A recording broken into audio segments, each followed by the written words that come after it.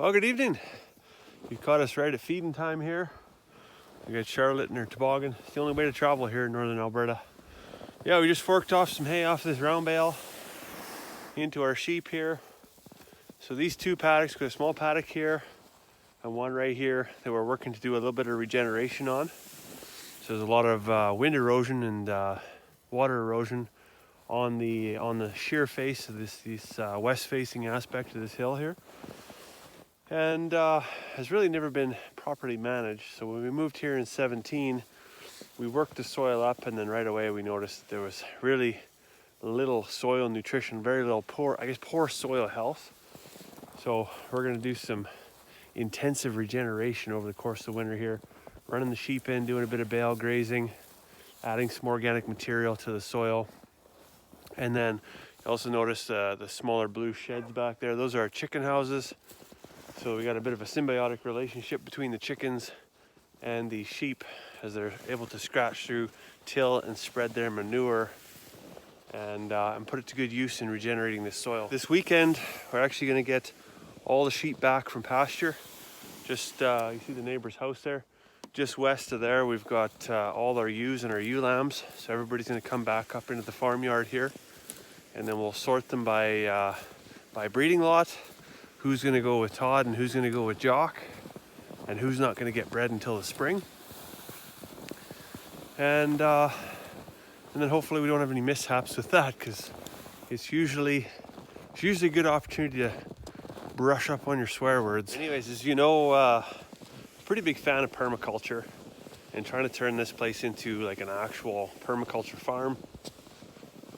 Just, I guess put into the the farm more than what we're able to take out of it, and nourish the soil and do things, some agriculture practices that just haven't ever been done here.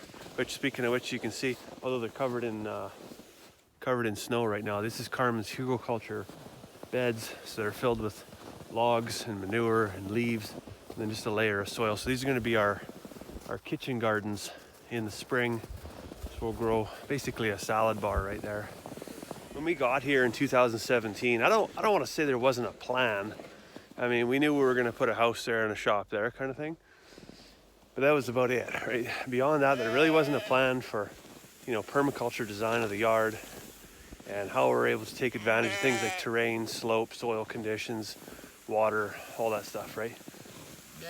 So now, here we are 3 years later. And actually today is the first day that I finally sat down and actually did a whole drawing of our yard site. And as we've pieced things together, there's been thought put into actually like where we situated the garden, actually two gardens, the chicken houses, the lambing pen that's right beside, those high intensity, or I guess high labor intensity type tasks where, you've got to be there every single day, try and keep those as close as possible. Whereas something like the horse paddocks here can be a little bit further away because it doesn't require as much work. And hey, Elsie, how are you? And you really don't want to have this stuff right up beside your kitchen window. So we're just going to run over, Charlotte and I. We're going to go fork some straw. Oh, tipped her out. Okay, let's try that again. Hey, Charlotte. We're going to go fork some straw over to the pigs. Get them all tucked in nice and warm in their little house. Here we are at the pig pen. What I think is absolutely incredible, you see this giant cavernous hole. Here's another one that they've been digging and rooting through this pig pen. This is exactly what we wanted to do in the garden. But the garden was like concrete style clay, and they basically couldn't dig anything down. We've had sheep in this pen for a couple of years, lots of organic material and lots of manure in here. And as it, soften the ground quite a bit, and they're able to dig and do piggy stuff, right? So that's fantastic. I wish we would have been able to do that in the garden, but I guess not everything can be a success. I fork a bunch of this straw that I just flipped over from the bale, fork it up inside their house here. I did this the other day, but I didn't realize this. This barley straw, the pigs are going to eat so much of it. So everything that was in their little hut, they've ate it all. So I'm going to fork a bunch more in for them, so they can be nice and warm. So I'm just packing a bucket of grain to the chickens.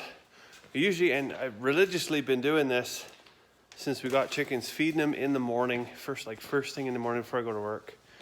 But I was reading here the other day, apparently if you feed them in the late afternoon, early evening, that encourages them to eat obviously right after they get fed, which kind of, you think that's a given, but one of the advantages of that is when they have a full crop and they're going through the, I guess, digestive process, their metabolism obviously generates heat, and it helps them keep warm at night when they're maybe less active in a coop that's already, you know, can be quite chilly in the winter months. So we're gonna try this out and see how the birds feel about it. I'm right here by our little blue chicken house. There's the big one and then the little one. And I just gotta show you how I'm breaking my own rules. So we do have a heat lamp in here. It's not turned on right now, but I did have it turned on last night for the water, because unfortunately there's just not enough birds per square foot in this coop to keep it warm enough to keep that water defrosted. And ordinarily I'd like to just run these in the main coop with the rest of the birds, but these were a bunch that were hatched out here, right here on the farm earlier this summer, and they're just not mature enough to go over there, which is just a polite way of saying they're too stupid to go over there. As soon as you open the little hatch down in the corner, they'll run out and then they'll try and hide underneath the chicken coop instead of come out, you know, in a nice sheltered area. So we've got the hatch closed. They're confined to here, and we'll just make sure nobody freezes to death. But I did even stop by PV Mart and tried to see if they had another plug-in heated water so that we're not having to run a heat lamp. Unfortunately, they didn't.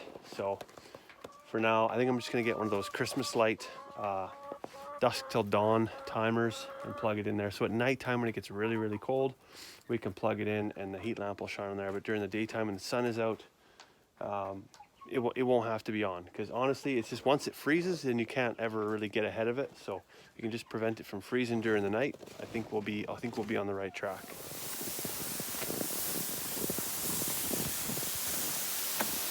Well, that didn't go very far.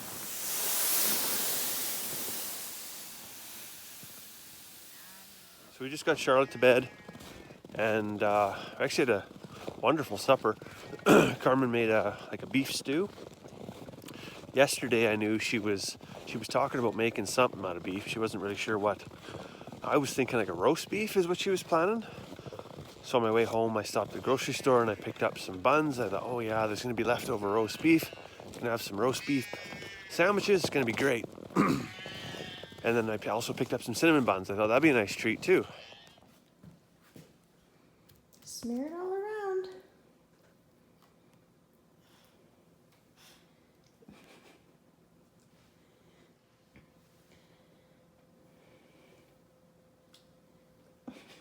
Is it good?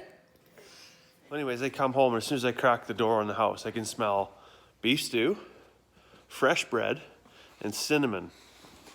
Well, oh boy, if I didn't make a mistake in going to the grocery store and buying cinnamon buns and regular buns, because she whipped up a batch of buns and made cinnamon buns with icing to boot. Well, anyways, seeing as how I'm done all the chores, I better get inside, whip up a cup of tea, and see about sampling one of those cinnamon buns. So I'll let you go for now. I hope you have a fantastic evening. We'll see you tomorrow.